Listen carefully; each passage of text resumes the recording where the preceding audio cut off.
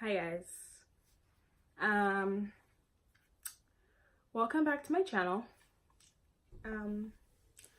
Today is not Monday. I'm not recording my beta yet. It's just Sunday. I am recording this video because I think I just want to express how I'm feeling right now before beta. It's definitely weighing heavy on my heart and on my mind, and I can't stop thinking about it. So yesterday, day 9, I took a pregnancy test. I took 2. They came out positive, pretty positive. I can show you actually. So I took 2. I don't know if you can see this. It's pretty positive. Let's let that. I don't know if you guys can see that. So it came out pretty positive.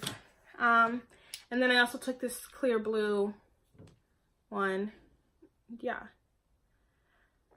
You know, pretty positive. Now, it's not that lines aren't dark as I would see other people's 9 days after transfer. Their pregnancy test compared to mine is like pretty dark as the control line. You see how my control line is so dark, and then the other line is just faint. It's not in person. You can like, oh yeah, you could definitely see a line. It's kind of hard to see in the camera, but their test 9 days post transfer is as dark as the control line. So I kind of had a bad feeling about this. I really don't want to jump to the gun, and I know it's just tomorrow. My beta's tomorrow. I'm going to find out tomorrow. But I kind of have a feeling that this might be a chemical pregnancy. And the reason why I do say that is because I did take 2 tests again this morning, and it's a little bit lighter than what it was yesterday. It is perfectly still there. The line is perfectly still there. I mean, it's really hard to tell. They're both look just about the same. Well, no, now I can't even tell because they look the exact same. I don't know. I really don't know. But my thing is that people's tests are coming out clear as day positive at day 9, day 10. Today is day 10 for me. And I'm over here still kind of like, oh, it's a line, but why is it not getting like dark, you know? So I just have a strong feeling that this might be a chemical pregnancy. And it's okay to think that, you know, you possibly could have a chemical pregnancy, because I kind of think of it this way. If I'm mentally preparing myself that this, you know, is a chemical pregnancy, then, you know, when it comes down to the beta numbers, I won't be as shocked as I, you know, was when I'm seeing this positive pregnancy test. And I'm like, oh my gosh, I'm pregnant, and not thinking that it could be a chemical pregnancy. So I'm kind of just mentally preparing myself that this is a chemical pregnancy, and mentally preparing myself that I'm going to end up having to start this whole thing over again. Not the whole thing, but of having to wait for a period, start taking estrogen first, and then, you know, for a couple 2 weeks or whatever, and then start progesterone again. And it's a little bit emotionally draining. And like I said in my previous video, I don't want to feel like a disappointment to my parents. So I still do have hope though that, you know, that this is right. But I mean, I really don't know how. It's my first IVF journey.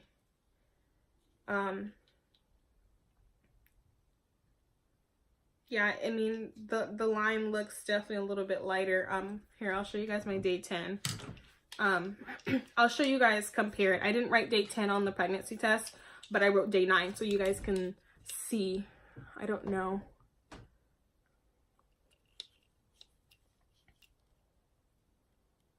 So this is day 9, and then this is day 10 at the bottom. And it's just a little bit lighter. And then I have the same thing as the clear blue. And again, I have day 9 on here and day 10's at the bottom.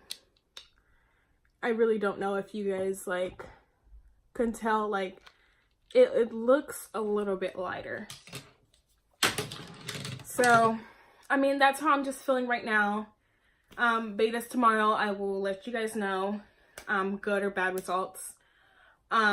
Because I definitely want to get my story out there about my journey, and whoever is deciding on, being a surrogate. And just because that you personally could get pregnant with no problems and nothing, but when it comes down to IVF and someone else's embryo being planted in you and all this other stuff, it's a little more complicated. And just because you can get pregnant on your own by yourself doesn't mean that the whole surrogate thing will go perfectly because, you can get pregnant. So, I mean, I've never had fertility issues. I've always got pregnant super fast. I'm pretty fertile.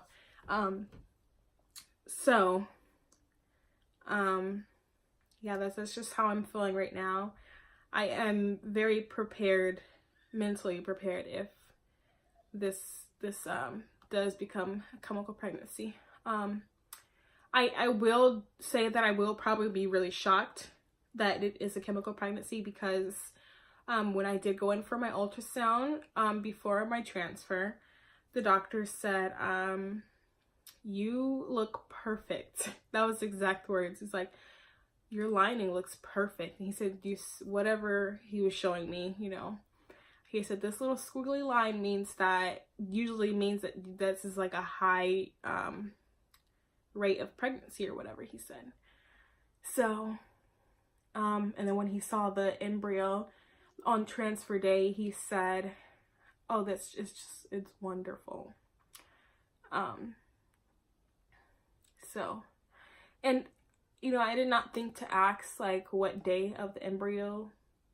I don't know exactly how you say it, like if it was a 5-day embryo or whatever. I really don't know any information about that, and I really don't know the scientifics of transferring ages of embryos. I really don't know. So I am a little bit freaking out today, and I'm still like can't get it out of my mind. But I did go back in my email when I first got matched with my intended parents. And I believe, I really don't know, but so my understanding, they only have two embryos, I think. So that means they would only have one more left. So I'm just really scared. But I'm just praying so much, and I'm hoping that that tomorrow's beta will be good.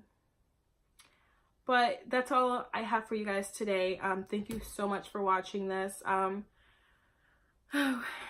still crossing my fingers, still hoping that this baby stuck. Yeah, so thank you so much for watching. Please hit the subscribe button, the like button, and I will see you guys in my next video with Beta. Bye, guys.